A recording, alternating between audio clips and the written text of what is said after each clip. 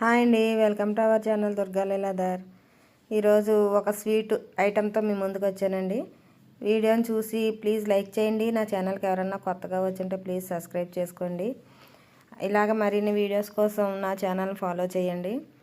ఓకేనండి, వాళ్ళ sweet item చూపిస్తున్నాను మీకు. మంచి కలర్ఫుల్గా ఉండే స్వీటు, ఒక కలర్ వాడకుండా, షుగర్ వాడకుండా, కలర్ వాడకుండా చేస్తున్నానండి. ఈ మధ్యన ఫుడ్ ఐటమ్స్లో ఎక్కువగా షుగర్ వేసేస్తున్నారు, కలర్ కూడా వేసేస్తున్నారు. కలర్ కోసం నేను ఆ రెండు వేయట్లేదు. షుగర్ వేసే ఐటమ్ అయితే నేను అసలు చాలా తక్కువ చేస్తానమాట. ఇలాంటి ఇంట్లో చేసుకునే స్వీట్ ఐటెంలో అసలు షుగర్ అనేది వేయనండి. క్యారెట్ హల్వా చూపించబోతున్నాను మీకు. టేస్టీ క్యారెట్ హల్వా అన్నమాట. నేను కొన్ని క్యారెట్లు తీసుకున్నానండి. ఇన్నని చెప్పను, ఒక హాఫ్ కేజీ పైన ఉంటాయన్నమాట క్యారెట్లు. అవి తీసుకున్నాను. శుభ్రంగా ముచ్చికి తీసేసి పై తొడుము కూడా తీసేసానండి. తీసేసి వాటర్లో కడిగేసుకోవాలి నీట్గాని. అవి కలర్ అనేది ఏమి దిగవు. క్యారెట్ చాలా మంచిది, పిల్లలకి అది చాలా మంచిదండి. కళ్ళకి అవి మంచిది, ఎవరు తిన్నా మంచిదే క్యారెట్. అవి బుట్టిగా తినాలంటే కొంచెం తినరు చాలామంది. ఇలాగ ఏదో ఒక స్వీట్ ఐటెం కింద చేసుకుంటే తొందరగా తింటారన్నమాట. మనకు నచ్చేలా చేసుకోవాలి. ఆ క్యారెట్లు తురుము కింద తీసేయాలండి. తురుము తీసుకునేది ఉంటుంది కదా, అలా అన్నమాట. చూసారా, ఒరిజినల్ క్యారెట్ అది. అందులో కలర్ కానీ ఏమీ వేయలేదు నేను. కళాయి పొయ్యి మీద పెట్టుకోవాలండి. ముందు క్యారెట్ తురుము వేపుకోవాలన్నమాట. పచ్చివాసన పోయిందాక వేపుకోవాలి. కొంచెం నెయ్యి వేసుకుని అందులో కొన్ని జీడిపప్పులు ముందు వేపుకుని తీసుకోవాలండి. అవి లాస్ట్లో వేసుకోవాలన్నమాట. నేను ఓన్లీ ఒక్క జీడిపప్పు వేస్తున్నాను. కిస్మిస్ ఇవన్నీ వేసుకుంటారు. ఇంకా అవి ఏమి వేయకుండా ఓన్లీ జీడిపప్పు ఒకటే నెయ్యిలో వేపుకుని తీసుకుని పక్కన పెట్టుకున్నానండి.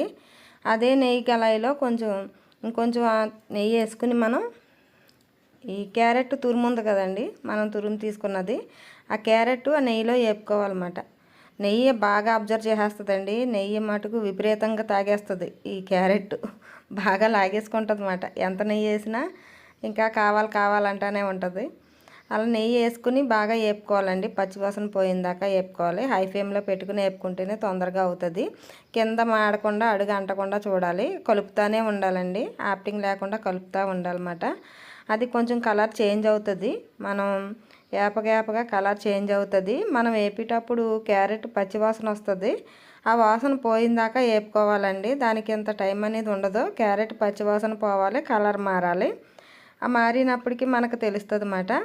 తర్వాత ఒక గ్లాస్ పాలు వేసుకోవాలండి. ఆ పచ్చివాసన అంతా పోయినాక ఒక గ్లాస్ పాలు వేసుకోవాలి. అంటే అన్నీ ఒకసారి వేయకూడదు. సగం పాలు వేసుకుని ఒకసారి కలపాలి. అవి సరిపడినాయో లేదో తెలుస్తాయి. అవి లాక్కున్నాక మొత్తం అంతా పీల్ చేసుకున్నాక మళ్ళీ కొన్ని పాలు వేయాలండి. గ్లాస్ పాలు అయితే కంపల్సరీ వేయాలి. చికెన్ పాలు వల్లే టేస్ట్ వస్తుంది అన్నమాట క్యారెట్కి. క్యారెట్ హల్వా ఎప్పుడు కూడా క్యారెట్ హల్వాలో పాలు వేసుకోవాలి, చికెన్ పాలు వేసుకోవాలి. అర గ్లాస్ పాలు వేసాను, అబ్జర్వ్ చేసేసుకున్నాయి. కానీ అర గ్లాసు వేస్తున్నానండి. ఇప్పుడు అర గ్లాసు వేసుకుని బాగా కలుపుకోవాలి. కొంచెంసేపు అందులోనే ఉడకనివ్వాలి క్యారెట్ని. ఆ పాల్లోనే కొంచెంసేపు ఉడకనివ్వాలి. కొంచెంసేపు అన్నీ కలుపుకున్నాక అది కొత్త ఉడుకుతున్నప్పుడు మనం బెల్లం చితగొట్టుకున్నామండి. బెల్లం ముక్కల కింద చేసుకుని ఉంచుకున్నాను. మెత్తగా పొడి కింద చేసుకుని మిక్సీ పట్టలేదు, రాడ్తో చితగొట్టానమాట. గట్టి బెల్లం ఇది, అచ్చు బెల్లం. అలా ముక్కల కింద చేసుకున్న బెల్లాన్ని ఆ క్యారెట్ తురుములో వేసేయాలండి. ఆ పాలతో పాటు ఇది కూడా పాకం వస్తుంది అన్నమాట. నేను బెల్లం వేస్తున్నాను.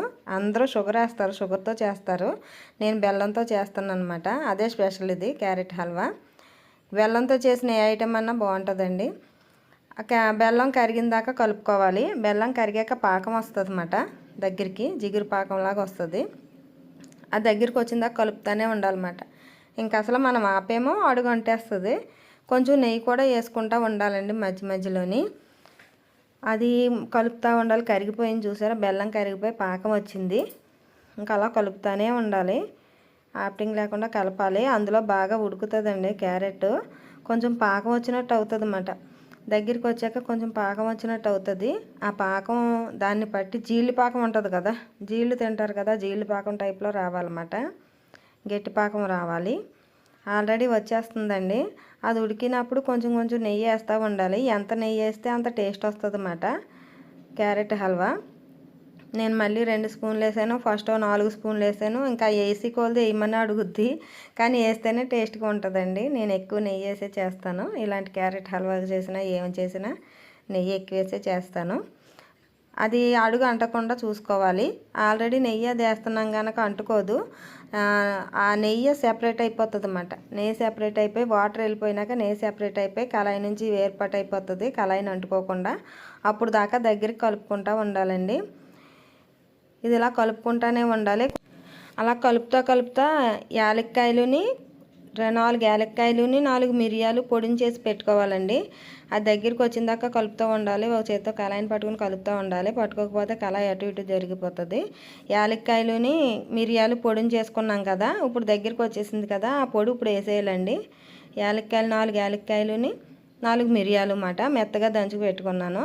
ఆ ఫ్లేవర్ కూడా బాగుంటుంది, నోటికి తగులుతూ ఉంటుంది. ఇంకా అలా కలుపుతూనే ఉండాలి, నాన్ స్టాప్గా కలుపుతూ ఉండాలి. కొంచెం ప్రాసెస్ ఎక్కువే, టైం ఎక్కువ పడుతుంది, కానీ టేస్టీగా తినాలంటే కొంచెం ఇలాగే చేసుకోవాలండి.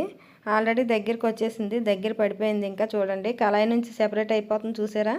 నెయ్యి బయటకు వచ్చేస్తుంది. కళాయిని అంటుకోవట్లేదు అసలు. నేను హై ఫ్లేమ్లోనే ఉంచాను, కళాయిని అంటుకోవట్లేదు. బాగా దగ్గరికి వచ్చేసింది. ఇంకా తీసేయచ్చు. ఇంకా అలా దగ్గరికి వచ్చేసాక ఇంకా మనం దింపేయచ్చు అన్నమాట. అది ఎలాగుందంటే కొబ్బరి నూజు టైప్లో ఉందన్నమాట. కొబ్బరి బెల్లం వేసి చేసుకుంటారు కదా కొబ్బరి నూజు, ఆ టైప్ వచ్చిందండి క్యారెట్ హల్వా. చూడండి దగ్గరికి ఎంత బాగుందో. దగ్గరికి వచ్చింది కదా, జీడిపప్పు వేసేసుకోవాలండి పైన. జీడిపప్పు వేసేసుకొని దింపేసుకోవడమే, క్యారెట్ హల్వా రెడీ అయిపోయింది. ఓకేనండి. నా వీడియోస్ కనుక నచ్చితే మీరు ప్లీజ్ లైక్ చేయటం మర్చిపోకండి.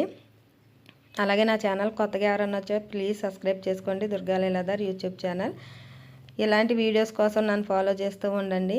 అలాగే నా షార్ట్ వీడియోస్ కూడా లైక్ చేయండి. ఈ వీడియో కనుక మీకు నచ్చినట్టయితే నేను చేసిన విధానం మీరు ఒకసారి ట్రై చేసి ఎలాగొచ్చిందో చెప్పండి. ఓకేనండి. వీడియో నచ్చితే లైక్ చేయండి. Okay, bye.